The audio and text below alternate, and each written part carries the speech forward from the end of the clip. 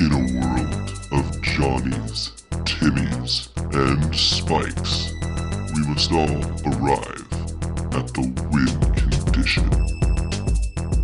That's why we play Tron decks in Modern, right? To cast Artie Shovelhead. It's a clone of Magic, but it wasn't. Everything was different. When Brainstorm came out in Conspiracy, that was like a $60, $70 foil. Means the fact those packs are going to be $10 a pop, at least. Now let me just walk you through this 60 cards of absolute ecstasy here.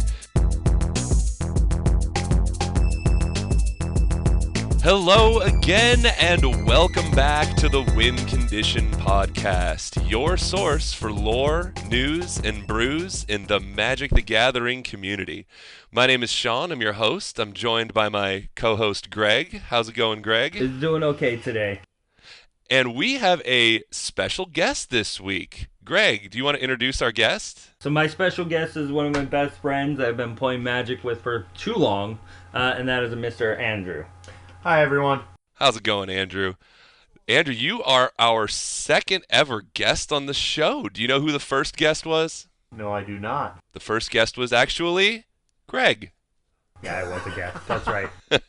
And then Nick became a guest when we recorded, and then, yeah. Yeah. Well, guests are few and far between, so it's very prestigious. Congratulations, Andrew. Welcome to the club. Thank you very much. It's a pleasure to be here.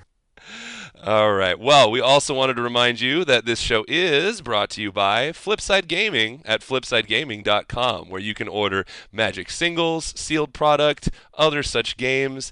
And if your order is over $10, be sure to use that promo code WINCONDITION in all caps to get yourself 10% off of your purchase, which will help contribute to future show giveaways, which we are going to reveal some of the prizes for at the end of this episode. Surprise, surprise. So why don't we go ahead. Actually, you know what? Before we get too deep into this, we have a guest. Let's talk about what Magic we've played this week. Greg and Andrew, what Magic have you guys played this last week? You know what? I'm a horrible person. I have not played a lick of Magic this entire week. Shame. Greg. It was President's Day weekend. I had to work. This is true. I did play Zombicide yesterday, though. Okay. That wasn't too bad. Interesting. Andrew, did you get any games of Magic in this last week? I'm trying to think the last time I played some Magic, and it's been, I'll go with a bit too long. Okay. Too long. I don't know. Fair. It's been a couple weeks. I got you to play, I think. You know, it's funny, being on the content creation side of this, sometimes you just don't end up getting as many games in as you can. You know what I actually did? While I didn't play any real games of Magic, there was a new store that opened up not 5 minutes from my house, which is exciting. And it's a very small operation. It's called Dungeons and Flagons. You can actually follow them on Facebook if you want. But I met the owner. They've been there for a little over a month. And they're doing this really cool thing where if they don't have their own singles collection, but if you walk in, you can actually give them your singles and they'll put them in their case and sell them and take about 10% of whatever you sell. So it's a pretty cool operation. I'm probably going to be taking part in that a little bit, but so it's pretty cool. Nice new LGS. They'd have a lot of they do Dungeons and Dragons. They're actually going to be having some console gaming tournaments with consoles all the way from PS4 back to Super Nintendo. So what? No NESs? I don't know if they have an NES. I'll have to check on that, but okay.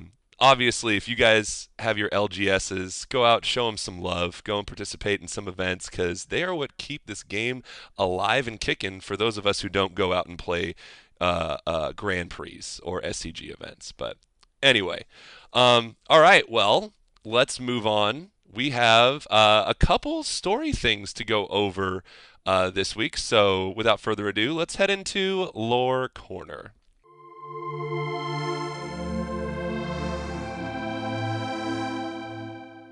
So we got a couple interesting things this week here. Greg, do you want to tell us a little bit about Rivals of Ixalan alternate endings? Yeah, so as you guys already know, we had the end of the story last week with mechanical dinosaurs we're going to have Planeswalker Betrayal at a Bolas Caliber. But you also know at the very end, we had the Sun Empire taking Eroska for themselves. And that happened because of the social interaction and geocaching events held worldwide, where you, the player, and us, the player, we, the players, decided on who took Eroska after everybody left. And then we'll decide to come back at some point, hopefully. Right. So they're real short blurbs, so we're not going to go too in-depth on them. Starting out, you have Tishana of the River Heralds. And if the River Heralds had won, Tishana would have decided that humans are fickle and would not be worth trying to make peace with, and she will make Eroska her own. Take the river that flows through it, make it the life spring of Ixalan, and just say, that's mine. I'm going to use it. So the plan was she got her shapers and renames Eroska the City of Life Water. Ooh. And she does close out by making the note, we were here first. Yep. So kind of getting that extra little jab in there. And then if we had the Legion of Dusk, everyone's favorite bloodsuckers who would have won the vote, we have Vona, Elenda, and Mavrin Fane heading back to Torazon, and Mavrin Fane, of course, is, apologetic to Elenda. I'm sorry, blah, blah, blah, blah, blah. And Vona's just like, ugh, pathetic. And Vona's like, hey, you know what? Screw these guys. I'm going to go back. I'm not going to return to Torazon empty-handed. So I'm going to go back. I'm going to take Eroska. It's going to be ours for the Legion of Dusk, and I'm going to be the one to save the day and conquer, yada, yada, yada. Yeah. So she runs out back to Eroska by herself, gets there, and is like, ha-ha, a butcher for a queen. It's mine. And she didn't care. The city was hers, and hers alone, except something rumbled behind her. And so she whirled around, and she gasped, and then above her stood an immense dinosaur that just eats her. And Eroska was quiet once more. Yay. So sad, too bad for the vampires. But then we also have the Brazen Coalition. We begin with Revenge! Rescue Mission Revenge! And Malcolm and Breeches are soaring high above the spires of Eroska. And, they're saying, we got to find the captain. We got to find him. And they see that Eroska is empty and everyone has gone. And they kind of touch bases on the fact that Jace did communicate with them telepathically and let them know, thank you, we'll see you again soon. But they're like, wow, that was just sort of anticlimactic. All right. And Malcolm goes, everyone went home? And Breeches goes, everyone but us. So a week later, you see Azor's Sanctum littered with tables full of ale and playing cards and pirate songs. So the Brazen Coalition essentially turns Eroska and Azor's Sanctum into their own little tavern. Another, high and dry, if you will. So gold, ale, and cards has become the fate of Eroska when the Brazen Coalition succeeds. And I can't help but think that this was maybe Wizards' thought of the fan favorite, because obviously you've got Jace and Vraska, main characters of the story, as part of the Brazen Coalition. But, the Sun Empire did win out, so that was what we heard first. But it is fun to see that if the Brazen Coalition had won, we kind of have a humorous ending towards Eroska here. There's more, because when we left you guys last on the story, we had Jace planeswalking onto a skyship, being confronted with Gideon and this gray and red-haired woman in her mid-70s with a braided ponytail, calling him a bookworm. We talked about this. We're pretty sure it's Jaya. He went to Dominaria, but there was more. We wanted to touch on more information getting into when we're going back to Dominaria here so soon. I mean, we've got the Magic story next month where they're going to start talking about Dominaria and the resurgence there, but there's a couple more characters that I think we wanted to touch on before we got there. Right. The first one being Joyra. Yeah. Well, third one, right? All right. Well, then let's continue on to Joyra's story here. So Joyra was from the continent of Shiv, and she was part of the Gitu tribe. And she ended up studying at the Talarian Academy with a couple of our other friends, Teferi and Karn.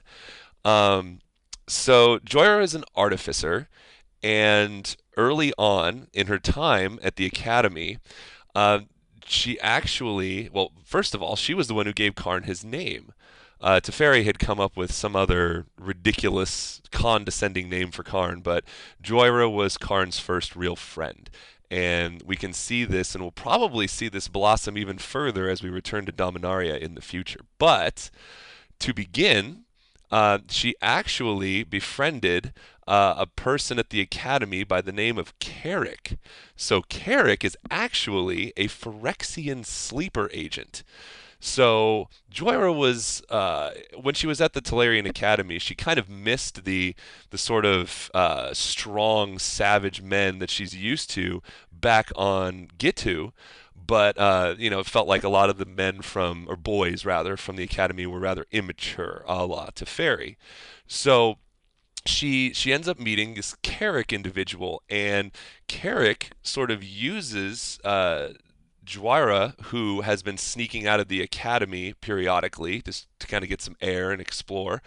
They start to develop a relationship, and Joyra starts to get feelings for Carrick. And so Carrick uses this to his advantage to find a way to break in and infiltrate the Talarian Academy. So, per our previous story, if you're familiar, there was a Phyrexian invasion of the Academy, and these were some of the events leading to the initial invasion.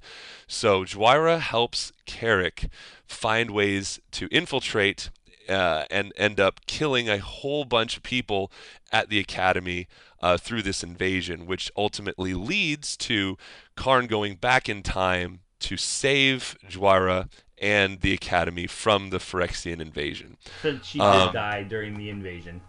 Right. Yes, I'm sorry. Yeah, Joyra does die during that invasion. And Teferi's nickname for Karn was Artie Shovelhead. That's right. Good old Artie Shovelhead, you know? That's why we play Tron decks in Modern, right? To cast Artie Shovelhead. Yep. You gotta dig sometimes. You gotta dig. You gotta dig.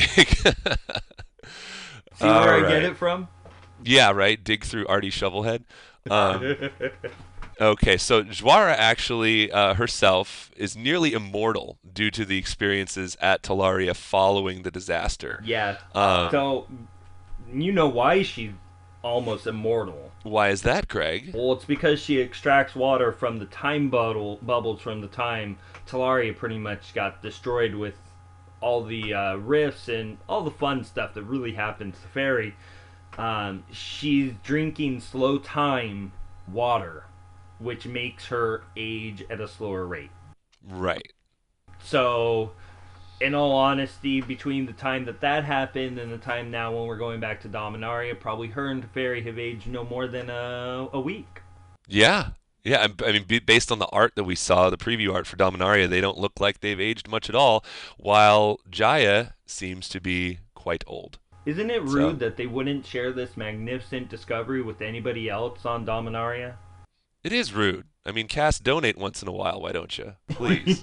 Please. So Joyra was actually the first captain of the skyship Weatherlight. And afterward, quite a few excursions on the Weatherlight, which we may cover in a later episode, she returns to Shiv to oversee Power Stone production. So during the Phyrexian invasion, her homeland was phased out along with Teferi. So, for protection purposes, Teferi's protection, to be specific. And she returns to Dominaria along with Teferi, who was trying to bring the phased-out continents back safely and close the rifts that threaten the multiverse, because, time is a very sensitive mistress. Yeah, there you go. So it'd be best for the multiverse if they were to just clean up after themselves, put their stuff away neatly in little cubbies, and move on with their lives.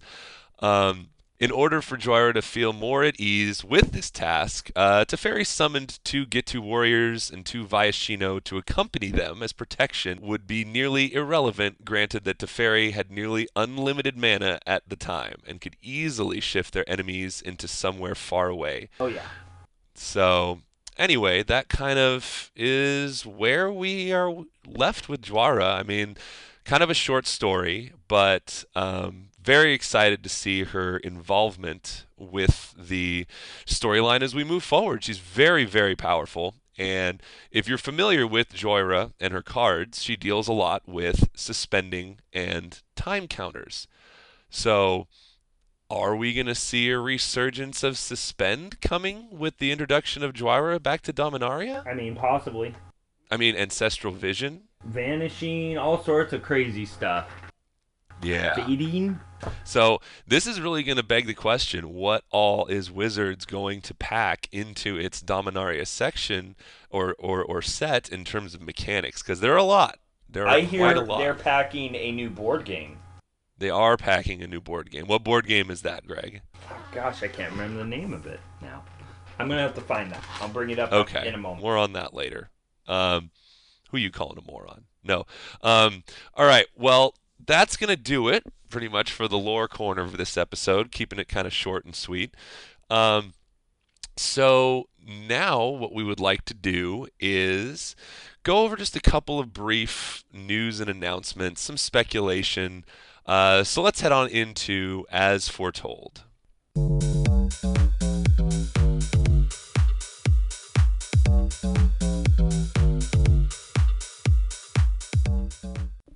So as we get here and we start casting spells with counters and cast them for free and breaking a game, the board game we were talking about is called Heroes of Dominaria, and that's all anybody knows. No release date, no subject matter. Summer 2018 says take the role of a planeswalker traveling the lands of Dominaria in this all-new board game. It sounds like it might be a dungeon delve game, which could be exactly what they've been needing to do for a long time. Yeah, one of my favorite games from when I was a wee lad was Hero Quest. Are you familiar with Hero Quest? I do know of Hero Quest. Okay. Andrew, you said yes. Have you played games like this? Oh, yeah. Oh, yeah. Oh, yeah. Oh, yeah. Too many of those games. I mean, Massive Darkness, Descent, Imperial Assault, they're all kind of like that. I would try desperately to get my family to play Hero Quest with me, and they were just like, oh, it's too complicated. It takes too much time. But, oh my gosh, I absolutely loved it. It was so much fun. Perfect combination of Dungeons & Dragons meets board game for me. So, and that was until I found Magic. But anyway, that's for another time and place. But, so one of the hot button issues that has been discussed this week is at a recent Grand Prix, Gabriel Nassif was playing a black-red Hollow One deck against, oh my gosh, I can't remember this other person's name, but he was playing a Boggles deck. So the board state was such that Nassif had his opponent, I want to say it was around 11 life. It was more than 10, but it was a considerable amount. And he was planning this massive, massive attack because his opponent had a fully suited up Boggle with Daybreak Coronet, among other things. I mean, this thing was flying. It had lifelink. It had vigilance. It was huge. But Nassif had out a Flameblade Adept, which has Menace. And so he spent his entire turn trying to buff up this Flameblade Adept by casting Faithless Looting, by, just drawing and discarding cards, pumping them up as big as he possibly could. And he did not see that his opponent had a Dryad Arbor on the battlefield. Not only any Dryad Arbor, but this was a Dryad Arbor from the vault.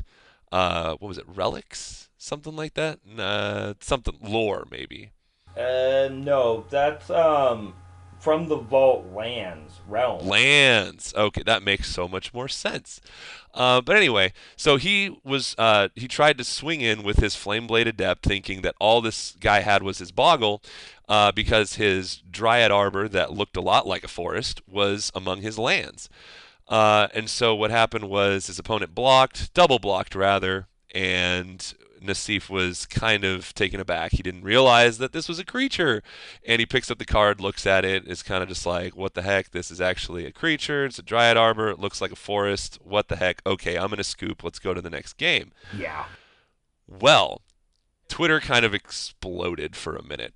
People were saying that Dryad Arbor from the vault should be banned. It doesn't really look like the Future Sight version, which is obvious. Kind of nuts. I mean, Greg, Andrew, what would your take on something like this be? I don't know. I feel like it's kind of a misrepresentation of board state, but then again, I'm the type of guy that when I play stuff, I announce the card I'm playing. Even if it's a land. I play an island. Oh, I'm playing in the snow in my mountains. Yeah, I always do.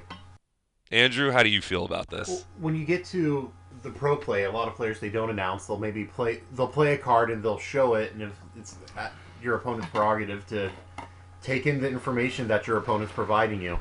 I know for myself, when I play, when I have some type of monodork that's out there, I usually end up sorting them down with my land, so they're going to kind of mix in there. I might try to keep them separate because it's not an actual land. I mean, I should probably rewatch the video to see what happened, but I mean, when the Dryad Arbor comes out, yeah, I mean, if you look at the art, it looks like it's a forest. You just look at the bottom right corner and it's a 1/1. But it is ultimately, it's your responsibility to know what your opponent's doing, so if they make a misplay, you're able to catch it. So it's a rough situation to be in, and a lot of people have put into rough situations in Magic, and usually kind of have to say, well, was I really paying attention myself? Right. Right. No, I completely agree, and I think that it is everyone's responsibility to announce what they play. I know I myself have played a lot of games where people shorten the names of the cards that they play. So if he were to play a Dryad Arbor, he might just say Arbor or something like that. I don't know. That seems weird, but there could also be, when you're playing the GPs, there's always the possibility of a language barrier. Well, they're playing in Europe. They're playing in France, I believe. Yeah. Leon. Yeah. I mean, do the two players themselves, do they even share language? I think they did. The opponent was a player called Thomas Langwolf. Okay. Gotcha. Yeah, no, language barrier definitely does play a factor in this. But Andrew, I think you're right in that it is the player's responsibility to know what the board state is. And that's part of the reason why you can take time during your turn to, go in the tank, to think, to observe the board state, and to calculate out each one of your moves. And the fact that that version of Dryad Arbor looks like a forest, I mean, that's kind of on the players who play at a very high level to know what is in the meta and what people are capable of playing. So, I mean, we're not faulting anybody here, but we're just saying that, don't explode and react such that, oh, this needs to be banned, because ultimately it is a card and it is playable, it is legal, but you do need to be aware of, number one, the deck you're playing against, and is it going to run a certain card, and then also, just make sure that you're announcing all your plays when you do, so that your opponent has all the necessary information to make his next move. Well, and Magic does Wizards has put out rules for trying to have card knowledge for what's happening. When you are having like a Pithing Needle come out, and if you just say a certain card that as a general label, it's usually assumed, okay, you know which one that you're talking about. But if you ever don't know the actual information, there's usually a little bit of leeway, but you actually need to know what's going on. You can't just say, oh, I'm naming Jace with like a meddling mage. Well, there's so many Jaces that are out there, that's not enough information. God, no. Right, unless the card is Borborygmos. I mean, did you guys all hear about that incident? What? No. Wait. What okay, so someone Borborygmos? actually did do this. They played a Pithing Needle and named Borborygmos, and once the player played Borborygmos enraged and activated its ability, the owner of the Pithing Needle said, nope, I named Borborygmos. And then he goes, judge, calls the judge, and the official judge call was that he did not specify Borborygmos enraged, and therefore Borborygmos enraged was able to go off. So That was that back in the Return to Ravnica. yes, yeah, I where believe it Borborygmos was from Gatecrash. Right, and it was in Gatecrash. Yeah, because you mentioning that makes it come back to mind of. I think part of the issue for that being even brought up is that they're playing like standard at the time as well, where you'd be like, well, the card that he named wasn't even a legal card to name. So right. In that instance, it's like, well, there's only one card. It could legally be in the format that we're playing. Whoa. So here's something that's really awkward when we get into this. Even if we're playing standard, can you not name, say, Maze of Ith? I mean, it doesn't do anything, but you name a card. Doesn't have any relevance to what event format it's in. Technically, in the multiverse of Magic, when it says name a card, it is any card that's ever been named. You could name Black Lotus with your Pithing Needle if you so desire. However, I really feel, and it's kind of recently we've seen a lot more of these judgment calls with judges, pun intended, that really start to sort of like spark up some controversy and discussion. Should there be should there be some sort of clarification with judges on this front? Like, how do you make it consistent such that we don't keep revisiting these situations where it's like, well, it was all a judge call based on what the judge wanted, and all this, that, and the other, or is this one of those preserving the integrity of the game, certain situations will happen, and it's part of the charm of playing Magic the Gathering? Like, what do you think about that? I don't know. It's kind of awkward because I feel like there are a lot of judges that do know what's going on, and they know how to deal with it properly. But then there's a lot of other judges that are indifferent and don't care, and they kind of ruin it for everybody. I mean, we saw this last week or a couple weeks ago with the judge call on when guy was searching his deck and he hadn't taken his sideboard out from his last game, so game the one. The Grafdigger's Cage Witchbane Orb thing. And then, so that was a flubbed call because the judge said, I don't know which one it should have been. And I'm like, that's irrelevant. The guy sleeved up his deck illegally. It wasn't a legal deck. And right. I feel like the judge call there should have been, you're not representing a proper deck of what it should be, game loss. I mean, the guy still got a game loss for it, but I feel that because of how that judge responded to that, that could have been appealed to and a decision made differently. Sure. So, yeah. It's hard when you're really trying to put this on judges, though, because judges, they're in a way, they're an administrator of the game. The game ultimately is there for the players to be decided by the players. You hope that a judge is never needed, just like in sport, a referee. The referees, they need to be there just because you need that officiation, just in case. But there's also plenty of times where it is a player trying to get something over on their opponent by misrepresenting themselves and just saying, oh no, it's my mistake, I wasn't meaning to do that. But then there's this also awkward part right now where I feel that if judges were to get in there and all be on the same page, that requires some sort of training that's not done on a peer base, which would also mean that Wizards employs them and now they have to pay money to them. So that's a whole nother can of worms. Yeah, it really is. It really is. But that's something that's been ongoing in the background that we don't see. Right, and I know I myself am not a judge. I do know a few judges. I know a couple level 2s as well as level 1s, and I mean, they all seem to have a common knowledge of the rules. It's just when it comes down to a judgment call where it's not a question of, this rule, that rule, and the other. It's like, how did something go down? Like, what is really going to happen? Where it turns into more of a judgment call, and I guess that's the only excuse for variation in judge calls now.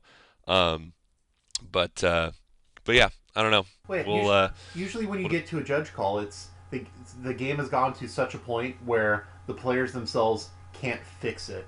And usually the players can't fix it because something has either gone out of control, somebody missed something. So ultimately the judge is needing to be there because something on the player side, whether it's lack of knowledge or lack of observance, something has happened, whether it's a mistake or an inference, something along those lines. In which case, you want to try to bring in a third neutral party to try to help resolve the situation. And usually, because you're calling over a judge, somebody's not going to like what's going on. Oh, yeah. I mean, going back to this instance of, hey, it's a Dryad Arbor, it's like, well, sorry, bud, you didn't necessarily notice that this was a creature that's also a land? I mean, what can I really do for you there? Yep. Yeah. Do you want me to call him that he was misrepresenting game state and give him a warning? I mean, it won't do much. But you can't really do that because if, like we were saying, you know, and Andrew even said, you put some mana dorks by your lands, and the only real adjustment they've made to coverage in the last, gosh, what is it, 3 or 4 years, is the fact that you have to have your lands closer to you and your creatures and other things away from you, and the fact that Dryad Arbor is a land creature makes it just really, it's walking that tightrope. You know, like you can't really say you have to put it with your creatures or you have to put it with your lands. You just have to be aware of it so that, you know, you can game accordingly. I mean, I imagine we're going to probably get some sort of talking to from Wizards about this because they always look at everything.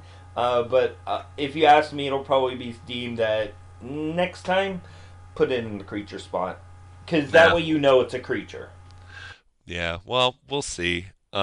It's definitely up for discussion and debate. So, did you hear about this fan art policy?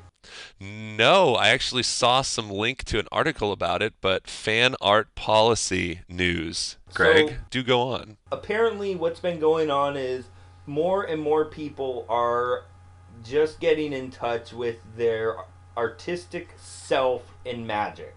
So people are asking Wizards, hey, can I do this? Hey, can I do this?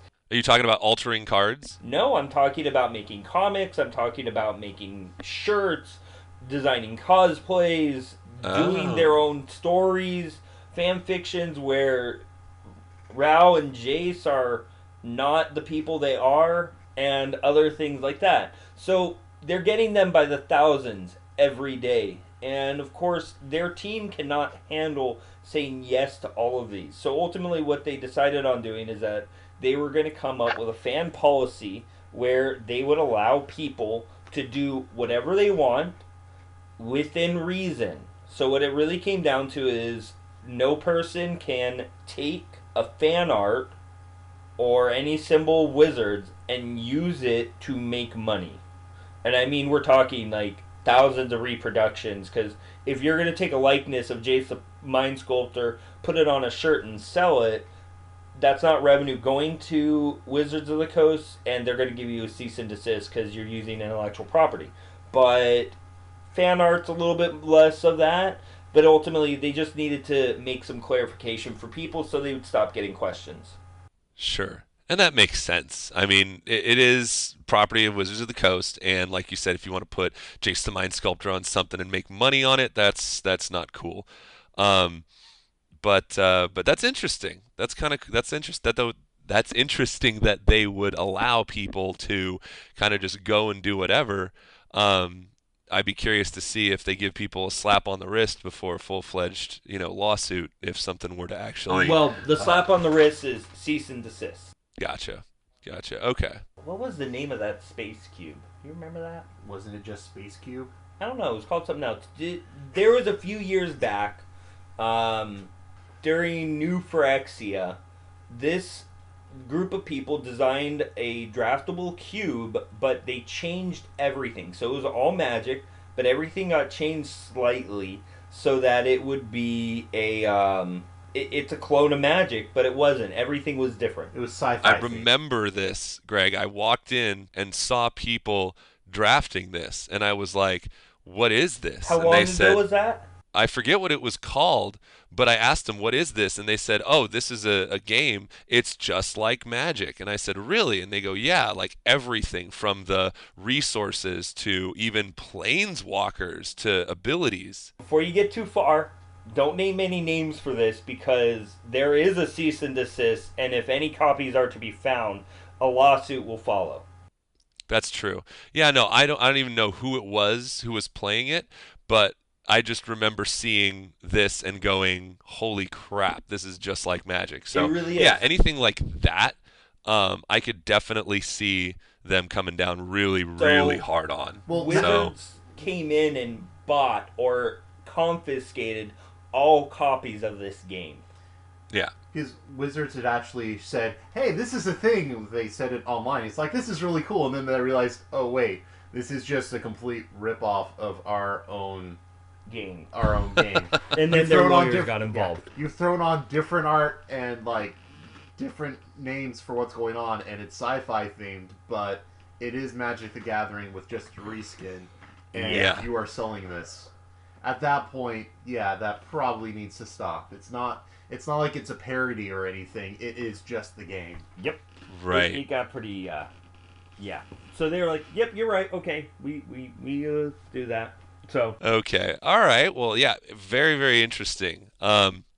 Let's move on now and let's do a little bit of talk and some possible speculation in regards to a new set that's coming out. We're all pretty well aware that Masters 25 will be coming out in March, and we have a couple of cards that have been previewed for it already. But let's talk a little bit about what we might expect to see coming out in this Masters 25 set. We already know that we have Jace the Mind Sculptor. We have Azusa, Lost But Seeking.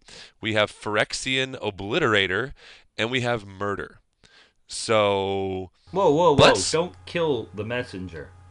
No. Let's start by saying what this Magic Masters 25 is supposed to be. And it's supposed to be, Magic's been around for 25 years. So they wanted to do a set that included cards from each set of Magic throughout its 25 years of existence.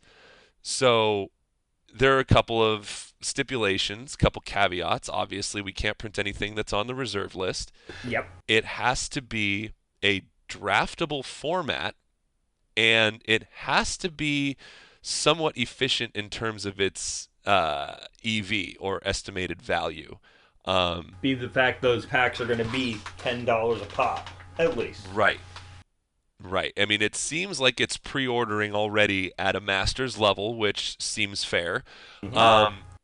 But I mean, Greg, Andrew, what do you think we can expect to come in this set, seeing as its MO is to be iconic Well, in its production?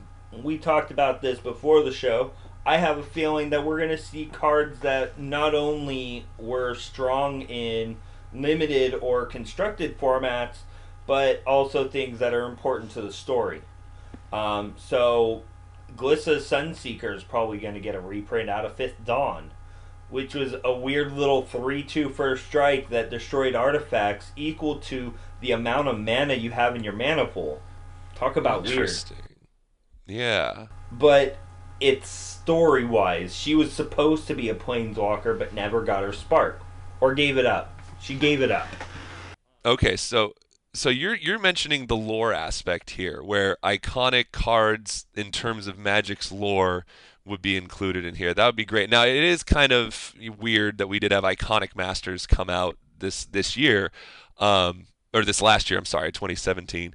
But they've got a lot of wiggle room in terms of what they're actually going to include. So 25 years of Magic story, that's definitely an aspect. We have Jace, who is a huge proponent of the story. Now. But now, sure, yeah. But then you also have iconic cards in terms of, like, gameplay. Oh, yeah. Things like Squadron Hawk. Squadron Hawk, yeah. Yeah, Andrew, what's your take on some of these cards they might be able to bring back in terms of lore or gameplay?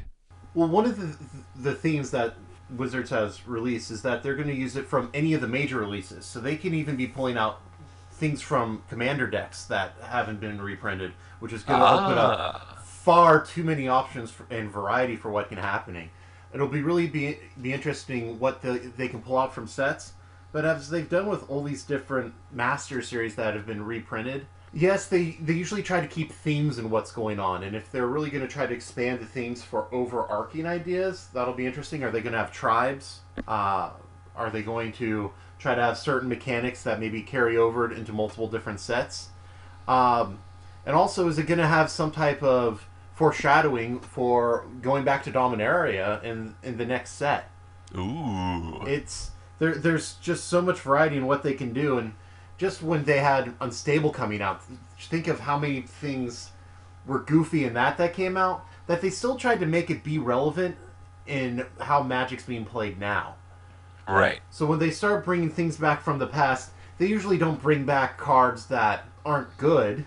They try to keep cards that are somewhat, maybe niche even, but I don't think you're going to see, like, Stang Twin getting reprinted in Modern in this set. Like, Oh man. It's one of those cards that are just like, yeah, it's a card, yeah, it does something interesting, but is it really? And even to a point, Stang, I would say, is a somewhat iconic card. People know what that is if they've really been playing Magic for a while. Does it really need to get a reprint? Do new players really need to know what's going on here? Probably not. Well, there's Yeah. another thing of, I'm pretty sure if I remember correctly, every single legendary creature from Legends is reserve list. Every single one? Oh, interesting. Maybe. I'm pretty sure. So Maybe. they couldn't even reprint it if they wanted to. Now, Okay. something like Juzum Jijin, oh yeah. Oh, yeah. Well, I mean, you've also got cards like Torwalkie. Is Torwalkie on the reserved list? I mean, I mean, there's maybe? there's plenty of Legends cards that are on the reserved list, absolutely. But I mean, we're speculating here on cards that are rare. You know, this set you're gonna have a handful of mythics, you're gonna have several rares, but a bulk of this set is gonna be made up of commons and uncommons. I mean, though they might downshift some cards from rare to uncommon, or even uncommon to common. We've seen that with cards like Whoa. Burning Tree Emissary. I mean, But some of these may there's- even get downgraded from rare to common. Sure, but there's a lot of cards that, you know, it's going to be impossible really to consider all the commons and uncommons in Magic's existence, but it's going to be crazy how commons from this block of time work with commons in this block of time, but it really gives the development team a lot of space to work with, and it's almost like they get to create their own magical Christmas land in this one set of a limited format that could make people really excited to shell out $30, $35 a draft if it's a good draft experience. 40 usually. 40, sure. Yeah, it's expensive. I don't know. If I wanted to draft, I'd probably go to a channel and do their one and dones where you get no prize support, but they do it for like $25, Sure. and you just get Sure. your 3 packs and draft, and that's it. Right, but just shot out of a cannon right here. Older sets, a la Alpha Beta Unlimited, Revised, and whatnot. None of those commons and uncommons from that time period were printed with a foil printing. I True, mean, now but- later on, obviously cards like Lightning Bolt have seen reprints in their foil now, but maybe this is an opportunity for them to take older cards that have never seen a foil printing at common and uncommon. I mean, look at Brainstorm. When Brainstorm came out in Conspiracy, that was like a $60, $70 foil, Still for the is. first couple of weeks that it came out. But, I mean, they're not going to be printing the dual lands, sad face, but if they reprint, some commons and uncommons from like the Dark or Ice Age or Mirage, you could get some really interesting foil cards like a Rainbow Efreet. Actually, no, that was a rare, I think. But I don't know. I mean, you kind of see what I'm saying here? Do you guys agree or disagree? No, definitely gives them the chance, but I'm willing to bet you one of the cards we're going to get from like Alpha is going to be Dark Ritual. Okay. Well, all of a sudden, everyone's drafting blue-black control.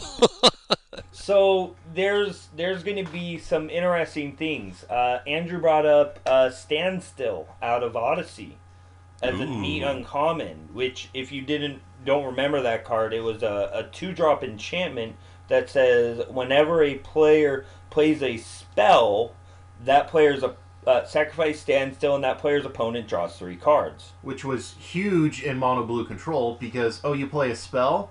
Oh, I can actually counterspell that and still draw cards. Yeah. Right. Or yeah, draw into that counterspell with the standstill and then react. Yeah. Ah, that would be so sweet. And that's from Odyssey, which, I mean, yeah, there's different things from Odyssey, but that was, Standstill was a staple in control decks at that period of time. And you had a lot of really derpy control decks that did terrible things to the game of Magic of making it really, really slow. I remember correctly, there was a land control deck that ran Standstill with like Chimeric Idol and Avalanche Riders, and you're just punished by trying to play cards, which is something though that Magic has really tried to pull back from. Of they're okay with counter spells because at least you're still trying to do something. Could you imagine a reprint of Price of Glory?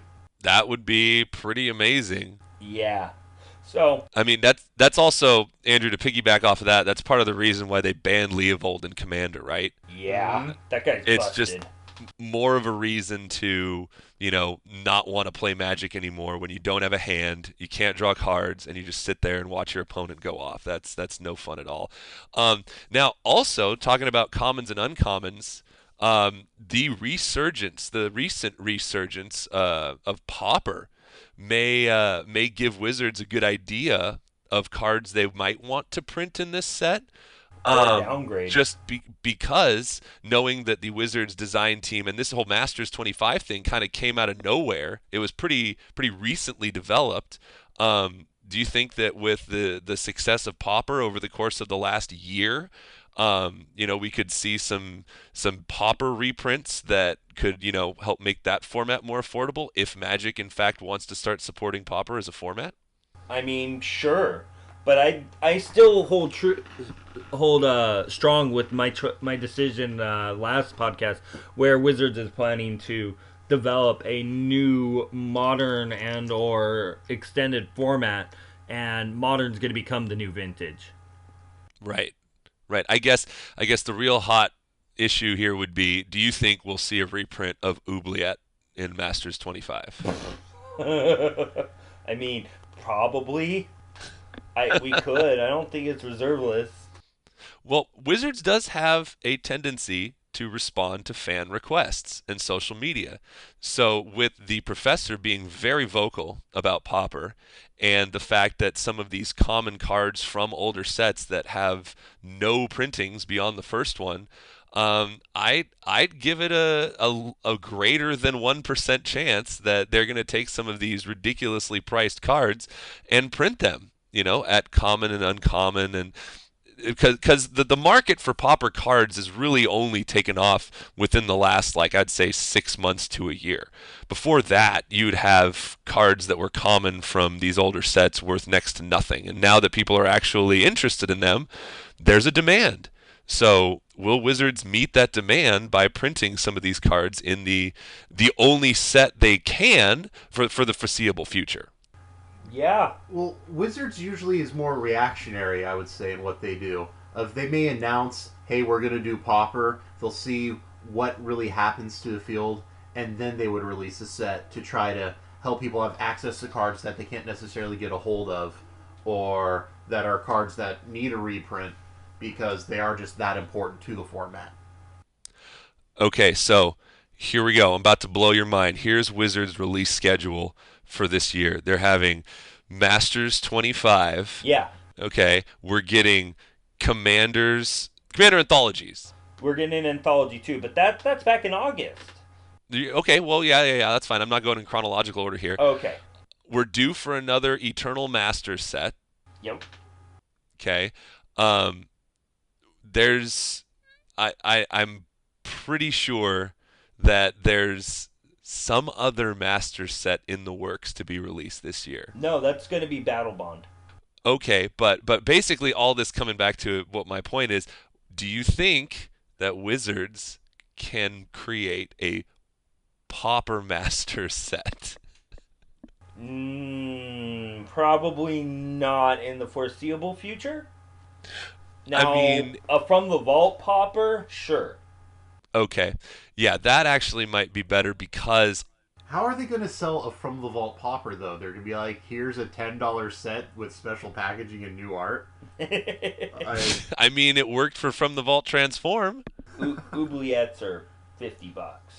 Yeah, but also, yeah, they're not going to do a Pauper Master set because based on principle alone, Pauper is an all common set. Right. And you're not going to open a pack expecting to not see a rare. I mean, that's kind of ridiculous.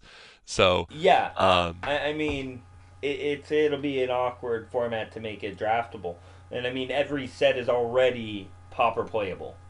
Well, no, I think that Pauper could be one of the most draftable formats because you're taking out the randomization of rares and mythics and uncommons. You know, you're going to know kind of what you're in for if you have a set that's a specific size and what you can go in trying to draft. But your consistency level is too high, so there's just this one deck that has to be played. And it's really hard to balance it, too. I mean, you've ever made a cube. When you take out power and you take out rares and you go to make a Pauper cube, it is impossibly hard to balance. Sure. Okay. Yeah. Because, like, green and black and blue, you got these impossibly giant creatures and no way to kill them. Right. Okay. Yeah, I could see that. Which is why a card like Oubliette is so expensive. Right. Yeah. Okay. Well, speculating is fun. Boy, it sure is fun. But we're just going to have to wait and see because I believe spoiler season for 25 starts this next week. I mean, it might even start with us tomorrow. It might. Which, by the way, if you didn't know, we're recording on Thursday. Ooh. We're breaking the fourth wall here on the win condition. Welcome backstage. All right, well, let's leave this segment here and let's wrap it up with we're going to talk decks. We're going to talk some brews. So let's head on over to the main phase.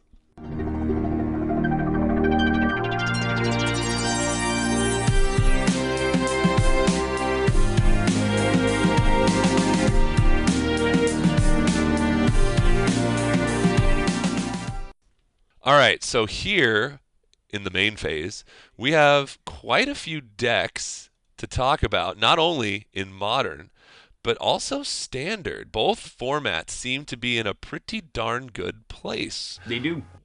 Where do you gentlemen want to start with Modern?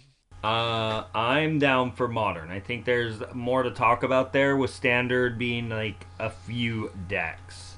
Well, Modern also, considering we have the online events and the most recent event in Lyon, the ban list being different and the difference in those decks is pretty interesting. Yeah. It really is. Yeah. So let's look at what we had at Lyon. Okay. So looking at Lyon, we have a first place deck playing red-green Eldrazi. We weren't too surprised there. Then we have 4-color Abzan, mono green Tron with a splash of black. There are 3 of those. 4. One of them is actually splashing white as well. And then an Abzan and a Jeskai Control. So we only have 3 decks really here. 4 decks. And your top 2, being the fact there were 4 Tron decks, was Eldrazi and Abzan. Now this is, of course, pre unban. So no Jaces, no Bloodbraid Elves. So everybody's playing their old faithfuls, getting their last times in, and it's kind of surprising to not see humans here. Surprising to not see so many other decks. Right. And, you know, like you were talking about, we're going to get this new Modern format when Jace and Bloodbraid Elf are finally legal starting this weekend. Yeah. Day after tomorrow. It has been legal on Magic Online already, so we do have a couple of decks on here that do include Jace and Bloodbraid Elf. But one thing I really, really like is you look at Grand Prix Lyon here, and you have red-green Eldrazi, Abzan, mono green Tron. Then you look at Grand Prix Toronto from the previous week. You have Boggles, Burn, Jeskai Control, Grishelbrand, Elves. Then you go back to the Pro Tour Rivals of Ixalan. You have Lantern Control, Mardu Pyromancer, Black Red Hollow One, 5-color humans. Not only is this format incredibly diverse, but it's diverse with decks that win. You can bring different decks to these tournaments and expect to win on any given day, which is just absolutely fantastic. This format is healthier than it's ever been before. It really is.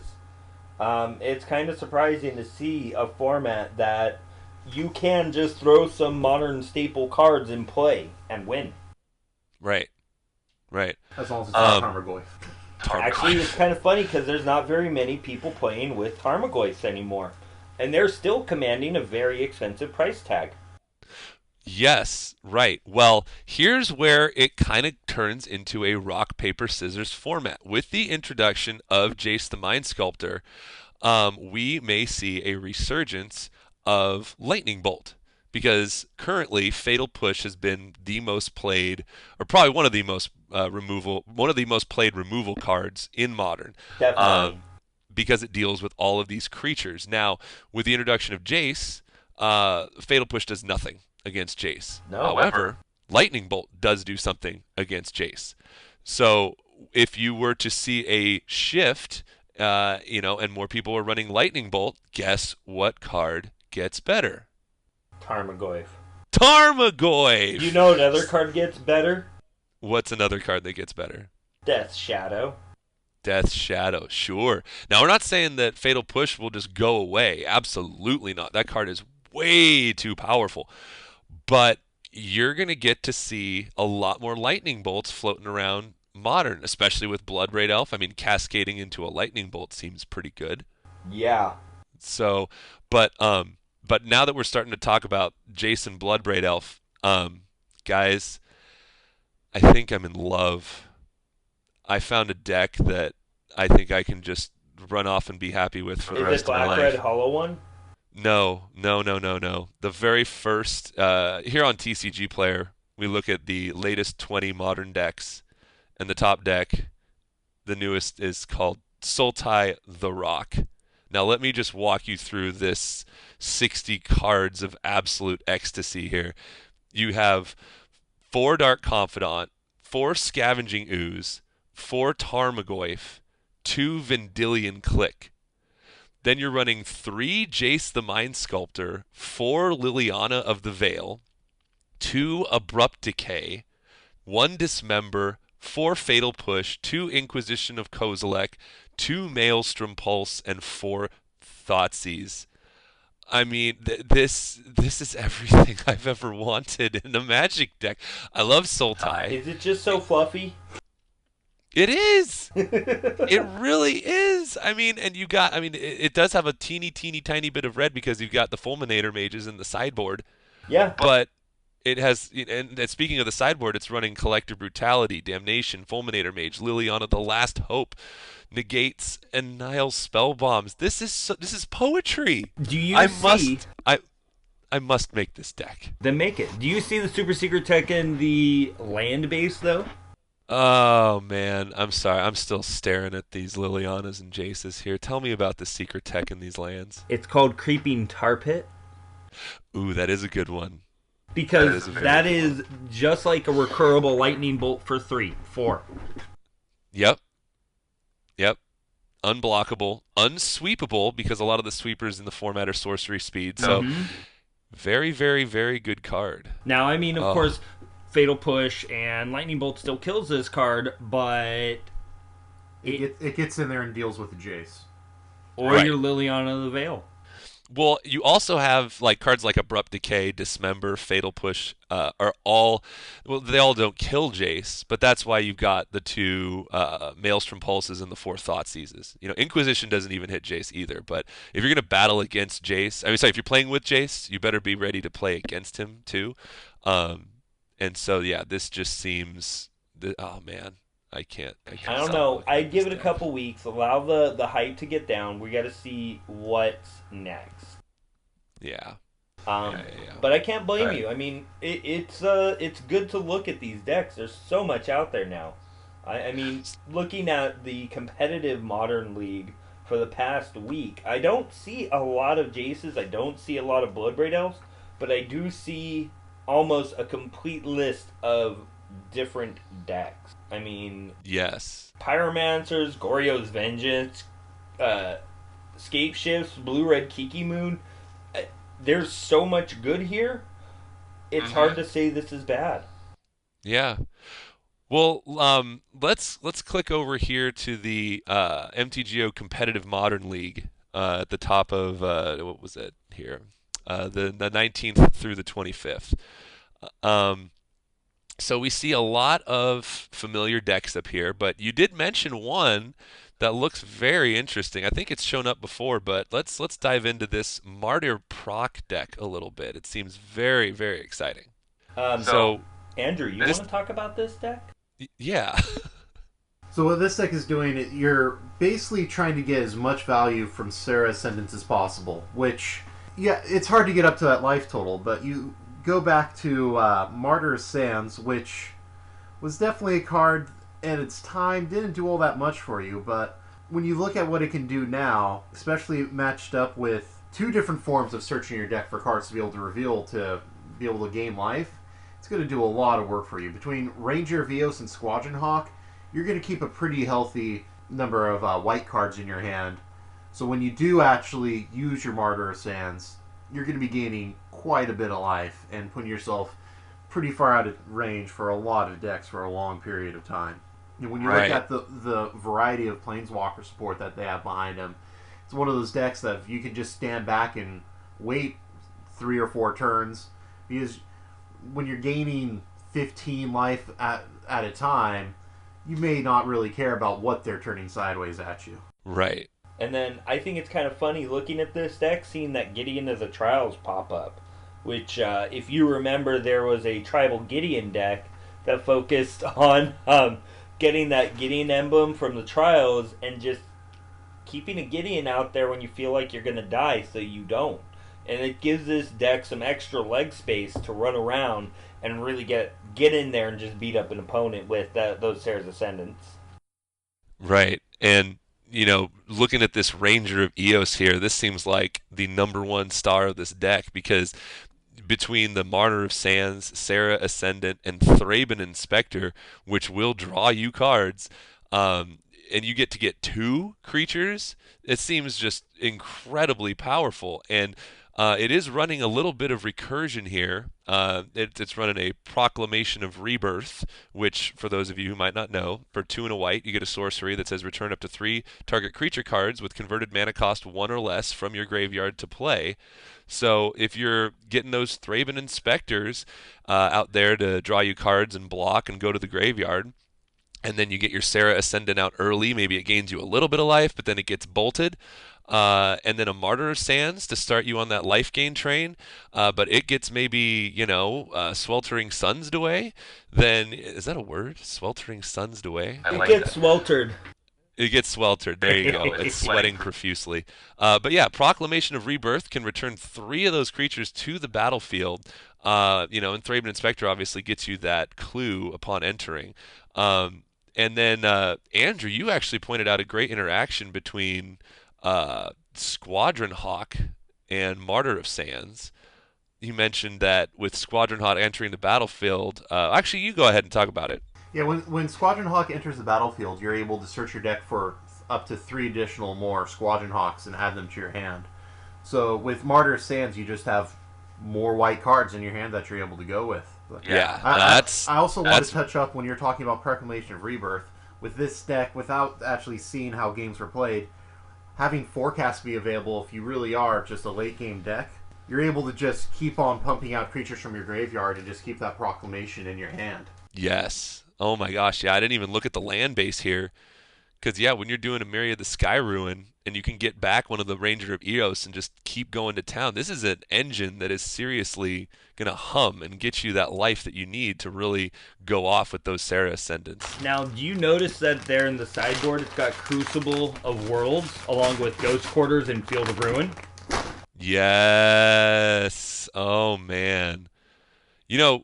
Field of Ruin has been an absolute breakout all-star in Modern, if I might say so myself. Like, it's absolutely insane just to see how many of these Modern decks aren't playing many basics. And if you're running Crucible of Worlds, you can essentially start locking people out by just destroying their lands, replaying your field. All the while, you get to get more basics of your own. And this deck's running 14 planes. That's huge. Yeah. It's also running a Wrath of God. It is. To make everyone cry. Mm-hmm. I mean, I like this deck. It looks like fun. I'd play this deck. Especially for $400. Oh my gosh, considering that Sultai list I was looking at was around 2,500. Yeah, man. I'll take this budget. This looks pretty competitive too. I like it. A pair of Stony Silences, Rule of Law against Storm. Yeah. No, this deck looks like a ton of fun. That Archangel Avacyn in the board just to get you when you're least expecting it. Mm-hmm. Oh, all right. Well, gentlemen, we're coming up against it here in terms of time, so we're gonna wind it on down. And not before we let you guys know one more time that this show is brought to you by Flipside Gaming. Head to flipsidegaming.com. Be sure to order all of your singles, sealed product that are Magic or other game related. And any order over $10, use that promo code WINCONDITION. Save yourself 10% off your purchase, which will help contribute to future show giveaways. All right, I'm gonna give it away here, or at least a little hint. I have behind me some sealed Commander decks from many printings ago. Not the most recent, but a couple printings ago. So what I thought we would do is crack it open and give away several singles within this deck away to people who wish to enter our giveaway. We haven't determined how many we want to give away yet. It will be quite a few. And then we'll probably be giving away that oversized foil in front as well. So go ahead and look forward to that. We absolutely love you guys' interactions. Anytime you guys enter, it feels great. It makes us want to keep doing these giveaways. So thank you all for your participation. And thank you, Andrew, for joining us today. It's been a pleasure. Thank you for having me. It's been fun. Absolutely. And Greg, thanks again. Getting way ahead of myself.